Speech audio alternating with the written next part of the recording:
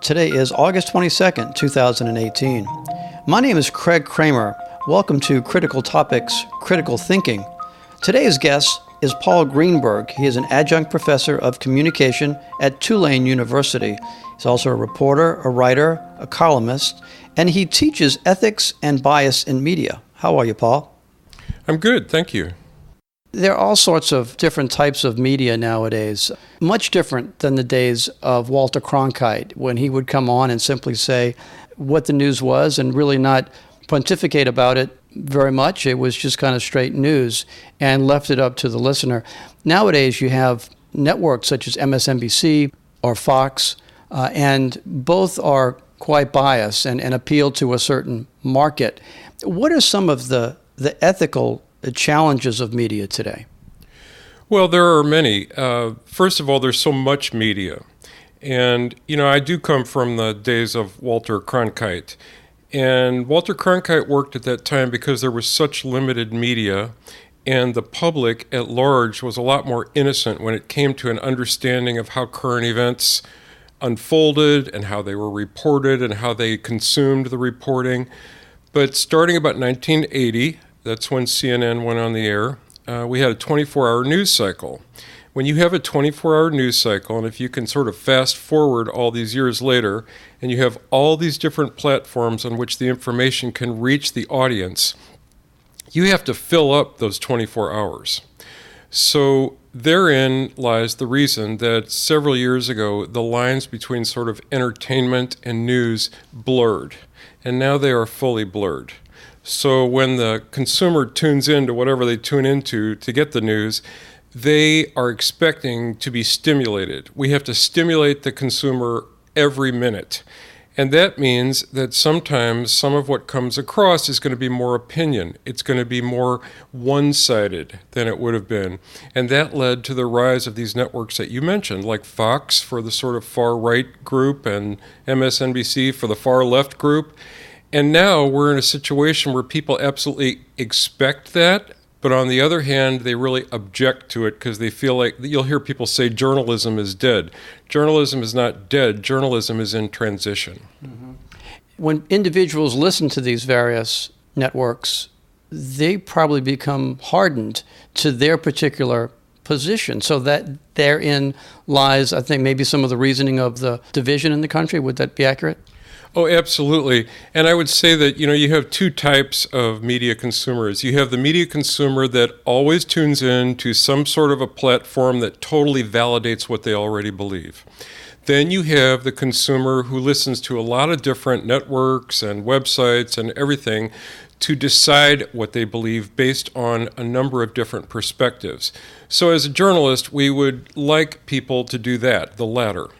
But unfortunately, the country is so divided now for so many reasons that first group that tunes in just to hear something that sort of validates what they believe, that group is growing and growing and growing to a point where the country is far more divided than probably it ever has been, at least in my lifetime. Mm-hmm. So what's the solution? Well, that's the big question. I don't know what the solution is. I do know that journalism itself and media in general are getting a really bad rep right now. Of course, we have a president who constantly sort of berates media, and that doesn't help. And we also have the rise of what we call citizen journalism. And citizen journalism has to do with the average consumer being able to contribute to the mix of ideas. I fully support that. That your question about what is the solution, that's going to make the solution even harder because there's so many more voices involved now. But from my perspective, the more voices, the better. I think every citizen has a right to be heard. And I think that media has an obligation to enable the citizens to be heard. And therein lies the reason for what I said a moment ago, which is that journalism is in transition. When you referred to Walter Cronkite, in those days, there were 3 television networks. There was no internet. there were probably 2 daily newspapers in each city. Those newspapers were printed generally in the middle of the night, so that by the time the consumer actually got the news was old news, but that's how we lived at that time. Now we have to have everything in real time. The consumer demands to know everything all the time as it is happening, and then the consumer expects the right to be able to respond to it, either verbally or in writing. You get a lot of different opinions about that. Some people say, well, the only people that respond in the comment section are the people that are really angry. That's not really true. In some platforms, there's really good discussions that go on about current events, and it helps people learn from each other. I'm all for that, but as I said a moment ago, it does sort of compound the problem because there's so many voices involved in the national conversation now. You've kind of addressed the bias part of the topic. What about the ethics? I know that whether you're watching a far left or far right station, they want to appeal to their base. So a lot of the times they'll focus on particular issues to kind of get that base riled up so they tune in next time. That has to do with what I was mentioning earlier on about the need for constantly stimulating the audience. When you have to constantly stimulate the audience, you sort of sometimes compromise your ethics. And that whole blurred line between entertaining the audience and informing the audience has to do sometimes with compromising media ethics. So what happens is this. You probably have some really good people working in media, really people of high integrity, educated people who know how to report the news, but they are aware of the fact that any moment the consumer can just turn the channel, go to another website, go to another platform, whatever, so they do whatever is required. You see a lot of humor going on in the news. You see a lot of sarcasm going on in especially cable panel news discussions in the evening, like on CNN, MSNBC, etc. The ethics, I won't say that the ethics have gone out the window. I would just say that the ethics have been compromised. Okay, so this is a real problem. Now, media ethics have a lot more to do with just how the news is being reported. Media ethics have to do with the companies that own the news reports.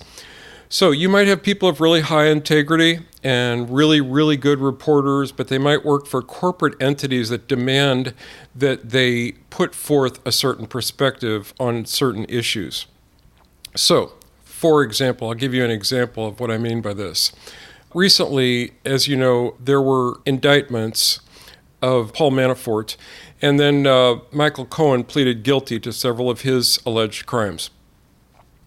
If you tuned in to CNN as that was happening, that was being reported, and I mean on a 24-hour basis nonstop.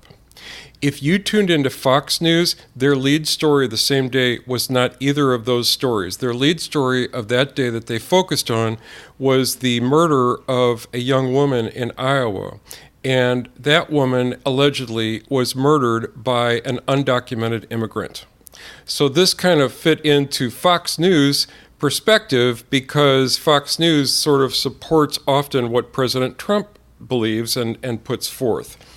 So what's ethical? Is it ethical for CNN to take 24 hours talking about Manafort and Cohen and hardly mention the murder in Iowa that the whole country had sort of been hearing about for 60 days?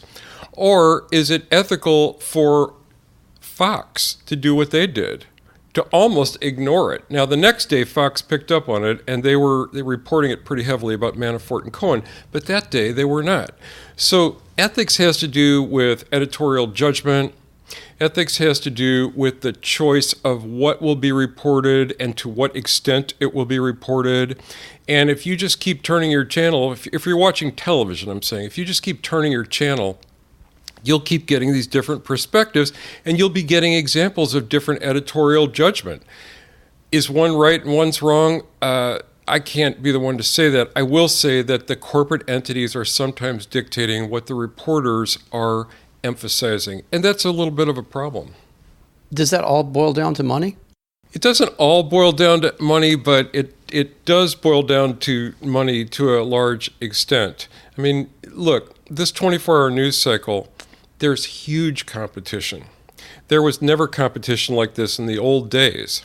But now, the way things are, because of technology and because of the advancements, there is huge competition, and somehow all of these entities have to keep making a profit. They are profit-based entities, and they have to be profit centers. The news programs, the cable news programs, the panel shows, everything, they have to be profit generators. So they figure out what works. They figure out who will tune in to what are the demographics, who's listening, who's watching, who's reading, etc. And they play to that group. That worries me a little bit because that means that certain things will get covered too heavily, certain things will not get covered at all. And certain reporters become a little frustrated because their own freedom as journalists is compromised as well. Mm-hmm. Well, I suppose that's why a lot of people would enjoy watching BBC or PBS. Yeah, I mean, that I just look at that as yet more entities among all of those that contribute to the mix, I've been asked sometimes by students, they'll say, well, where can you get an objective news report? Never in my life, even when I was younger, did I think there was any such thing as an objective news report. People, by their very natures, have certain leanings. And a reporter can come on the air, and he or she can make every effort not to show any bias or any political leaning or whatever, but we're human. And sometimes their thoughts come straight through. I can point to a specific moment where things changed in the news business, and that was the day that Walter Cronkite criticized Lyndon Baines Johnson, the president, for his performance during the Vietnam War. And somebody said, there was some quote, I don't remember, but somebody said, if we've lost, I think Johnson's administration said, if we've lost Walter Cronkite, we've lost the American public. But that was the one time that Cronkite actually expressed an opinion. And I really think that moment sort of altered news reporting from there forward. Paul Greenberg, adjunct professor of communication at Tulane University, on ethics and bias in the media. Please share and subscribe on iTunes or your favorite media app. This has been a Critical Topics, Critical Thinking, LLC production. All rights reserved.